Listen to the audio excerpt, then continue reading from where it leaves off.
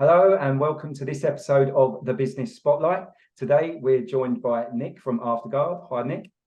Yeah, hi, Mark. So thanks for being with us on this episode of the Business Spotlight. We're really excited to learn a bit more about you and a bit more about your business. So just for our viewers, the Business Spotlight, it's here for you to learn a little bit more about business, to inspire you, to help you with some of the trials and tribulations that we all face as business owners. And if you're just on that journey or starting out on that journey, owning a new business or setting up a new business, and also getting into entrepreneurship. So, Nick, if you could just start off by telling us who you are, what you do, and how long you've been doing it. Yeah, sure. So my name's Nick Gorringe. I'm the CEO of Afterguard. Afterguard is a relatively new venture for me. We kicked it off around a year ago. But saying that, I've been in this space for over 30 years with various other businesses. Afterguard has been created for a very specific project to service the requirements of one massive client.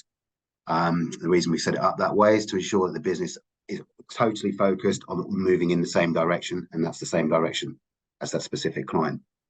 So what do we do at Afterguard? Well, ultimately, we're a sort of thought leadership business, which is we're here to challenge sort of the status quo of how big corporates operate, how they service their customer base, and how they move into new markets. Our current project, that after the single customer of Afterguard, is to take them into a new market space, addressing the business requirements of the SME and SMB space. So for me, this is a sector that hasn't been particularly well served in terms of IT managed services and telecoms managed services. We don't believe that the current approach out there is bringing all the benefits to the SME and SMB space that some of our big corporates enjoy. The big corporates enjoy great levels of service. They enjoy the best prices. They enjoy the best contracts. Our mission is to bring those pricing, those contracts, and those levels of services into the SME, SMB space because they deserve it. That's why we exist. Wow, that's a very unique sort of business setup as well, because I usually sort of say what makes you stand out from your competitors within the sector, but obviously only having one client that you work with, but obviously there's other businesses out there that do something similar to what you guys do, yeah? Yeah, so the space that we're sort of moving into, there's thousands of organizations that offer IT managed service, if you like, to SMEs and SMBs, but they all operate independently. They don't get to leverage deals with the global technology manufacturers, the global service providers. We're aggregating that approach to bring it to the SME, SMB space. So we've got loads of competitors, but no one's doing what we're doing in the way that we're doing it. Our job is to do it not just as good as, we've got to do it better than anybody else who's out there. And I believe we can with the brand and the reach, and but also with the local presence that we're going to have. Wow. So it sounds like you've got some really exciting times coming up. Yeah. Our plans. I can't share some of the names right now, Mark. Maybe we could have another catch up in 6 months' time, and yeah, I'd love that. And you'll recognise what we're doing. But effectively, we've got a global brand behind us, and we are taking the strength of that global brand, but giving them the ability to have a local intimacy and local agility with the SME, SMB customer base, which is what I think that space needs. I've never understood why the big tech companies don't drill into that space and don't harness it, because it's the engine room of this country, right? If it's going to drive us out of any financial crisis or whatever it may be, it's the SMEs, the SMB space. They're going to employ people. They're going to create wealth. They're going to create jobs. They're going to create opportunity and experience, all the things that we need. Yeah. And we're going to drive that. So we're heavily backed by a big PLC. The government like what we're doing because it addresses the right space. All the boxes are ticked, apart from the one if we haven't actually done it yet, which is obviously the toughest one. So no pressure there at all, huh, Nick? No, none at all. So, I mean, on that vein, how long's the business been running? I mean, what's the journey been like since the inception of the business, and sort of bring us up to date to where you are now? Yeah, sure. So the inception of this business really started 2.5 years ago when I started having discussions with our client and putting together a design and architecting the technology platforms and the go-to-market strategies. I spent really just over around 2 years with myself and a relatively small team of up to about 10 people at that point, that I funded to create this business proposition. So there was a lot of hard work and a lot of risk up front, carried a lot of financial risk in this, in the pre-sales effort, to take our PLC partner on the journey. Around 6-7 months ago, we cemented our contract with them, which sort of de-risked some of my input to a degree. And yeah, on that journey, it's about holding your nerve, right? And knowing that, you know, the eventual payday, which is still not here yet, but will come, is real. So it's about believing in what you can do, but also believing in this instance that our customer was going to be able to embrace our designs and our plan and fundamentally change the nature and the fabric of their business to take them into a new market space. You know, you can come up with the best idea in the world, right? And it can be ready, but if you need to work with a major brand, a major global partner like we are, unless they're ready to change, unless they're ready to embrace and adopt, you're dead in the water. Yeah. So, you know, that's been a holding your nerve journey, if you like. I think that the next big challenge I had and still have and will have ongoing is around attracting the right sort of talent.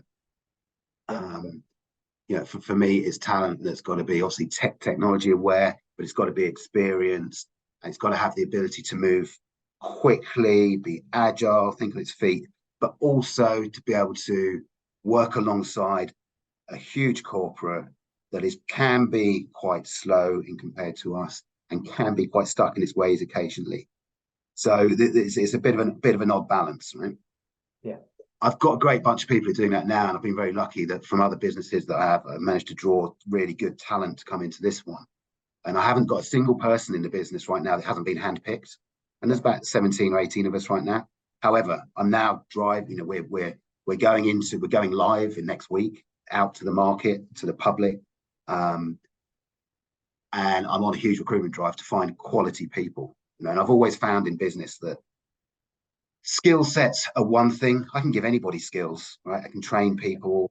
I've got people with a lot of experience who can pass on their experiences. But if you've got generally good people who want to succeed, people who are open-minded, people who can change, people who can adapt, then your business will be successful. You know, in this space that we're in, which is effectively the services industry, you've only got your people. Yeah, I don't have a warehouse full of products which are better than anybody else's. Right? I've got people who are just really good, and for me, that's the key to success. Always has been in all of our businesses. So I guess sort of looking forwards then, like into the future over the next 6 to 12 months, is that going to be your biggest challenge? Is finding the right people? It will be one of our biggest challenges. You know, in terms of ambition here, you know, we're going from a standing start. We're going to be building an organization that's got 300 local presences across the UK, and just over 300. Okay, so we're creating a huge business footprint. So we've got to create 300 independent businesses, if you like. At the same time, I've got to build this business to scale with that requirement. So yes, people are important there. But the biggest challenge is, say, we're taking this to market next week, and it's, you know, we've built it. Will they come? Basically, is the big question. And, you know, early signs are really good. And a lot of the market insights we've got are really encouraging. And a lot of the validation we've got from the big tech providers are really encouraging. But for me, you haven't answered that question until you've sold something to a customer and you've sent them an invoice and they've sent you some money back. Right, yeah. That's when the business works. As soon as the money hits the bank, that's when you know it's successful. Yeah. You can't, you know, you can't spend pat on the backs and that's a good idea in Tesco's, can you? Unfortunately, not. No, they don't let you just walk out of their stores with a shopping trolley full of food and just wave. No, quite.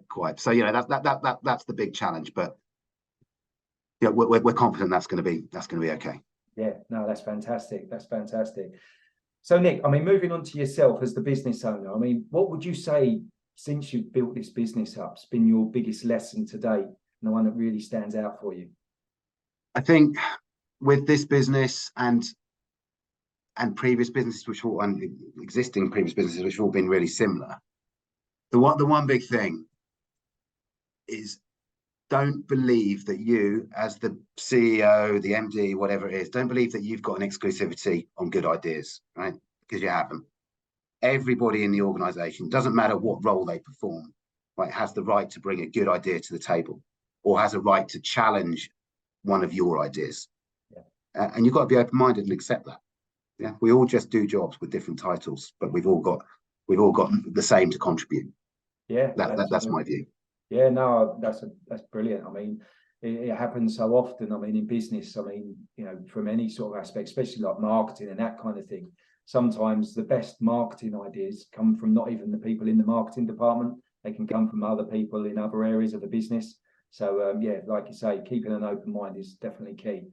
Yeah, you have to. You do. You do, absolutely.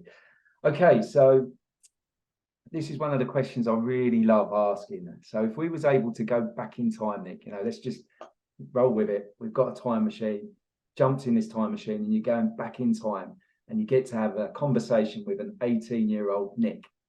So you're standing there in front of an 18-year-old you. What would be the best piece of advice that you could give to an 18-year-old Nick?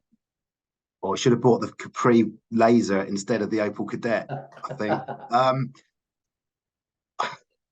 I don't know. It is a good, you know, it's a great question. What would that advice be? I think it's probably related to my last answer. Yeah, I was quite fortunate when I was 18. I went straight into tech. Well, when I was 16, I went straight into technology space, straight out of school. Yeah. By the time I was 18, I was up in the city doing some technology stuff, and because I'd sort of been on this fast track and I'd learned a lot really quickly, and there wasn't a lot of other people around with a lot of those skills, I think I did have the feeling that I did have the exclusivity on good ideas, right? So I would wind it back to that of maybe take other people's thoughts and other people's inputs on board a little bit more. Yeah. But then, you know, I'm a big fan of thinking, are you happy where you are now? Yeah, I'm delighted about where I am now. So therefore, going back and changing things in the past, yeah, maybe isn't what I want to do. Yeah, no, that's good. I like that. I like that. Yeah, you're right, aren't you? I mean, it's you know, I think many a film have depicted that you start messing around with that timeline and things can change. And like you say, if you're really happy with where you're at right now, then why would you want to change that? But yeah, it's good to get different viewpoints. I think so. I think that's the case. You know, I haven't got that one bit of sagely advice that says, oh, when I was 18 or whatever, I should have done something specific. No, you know, I've taken throughout my whole working life, I've always taken risks, always, and sort of done the abnormal. I've never towed the line and just gone through the process. And I do it still today. And you know, I've just encouraged my son to do the same. Yeah. You know, as I say, if it takes you to a place where you're happy, then it's been the right decision. I think that's one of the keys to happiness, isn't it? It's yeah, going with that flow, taking that risk, going with your gut instinct. Yeah, absolutely. Yeah, absolutely. So, Nick, I mean, what is it that really inspires you? What is it that sort of, you know, fires you up, that fire in your belly, that passion to get up every day and do what you do? Yeah. So now on this project, the thing that drives me is I'm passionate about the fact that the SMB sector deserves this proposition that we're taking to market with our business partner, with our customer. Yeah, they really do deserve it. I've seen it tried before. I've been part of an organization that tried doing what we're about to do before, and due to their inflexibility, they didn't succeed. So, you know, for me, this is a bit of unfinished homework. I know the market deserves it. I know that the market wants it. And I know that we can be successful at it. So I'm going for the goal. I want to tick that box. If the knock-on effect of that is, you know, that this business is successful and it rewards the people that's working in it, then that's fantastic for me. I've been very lucky throughout my career with other businesses that I have that gives me choices and options. This is a good opportunity for some people who have input a lot of time and effort to also get to a position where they've got those choices and options down the line. Yeah. Wow, that's a lovely position to be in. And I'm very excited for us to catch up again in 6 months so that I can hear some of the successes. Yeah, we should try that, because then I can share maybe more of the brand with you and those sort of things, all of which are just sort of a little bit under wraps right now. No, and I completely understand that. Well, I mean, on a final note, we usually sort of say, if you want to sort of share with us anything regarding your business and how people can get in touch with you. You obviously mentioned a little earlier about sort of recruitment and that side of thing. So if people do want to get hold of you, Nick, have you got a website or a way that they can get hold of you directly? Yeah, so our website, afterguard.co.uk, lists our current vacancies on there, or just contact us on there. But if you're particularly looking to get into the IT managed services space, we've got a number of vacancies from service desk through to franchise field managers, through procurement specialists, you name it. If you're a good person, we got a home for you. Drop us an email at careers@afterguard.co.uk. Then we'd love to hear from you. Brilliant. Well, Nick, it's been absolutely fantastic to find out a little bit more about you and your business, albeit a little bit sort of under wraps at the moment. But thank you very much for today. Yes, nice to meet you, Mark. And, that's a good conversation. I really enjoyed it. Thank you. Yeah, no, it's been great. And also to the viewers for today, I mean, go and check out Nick, sort of jump on the website, go and sort of reach out to Nick, and hopefully you've got some good stuff from today's podcast. Until the next time, it's goodbye from me and a goodbye from Nick. Yeah, goodbye.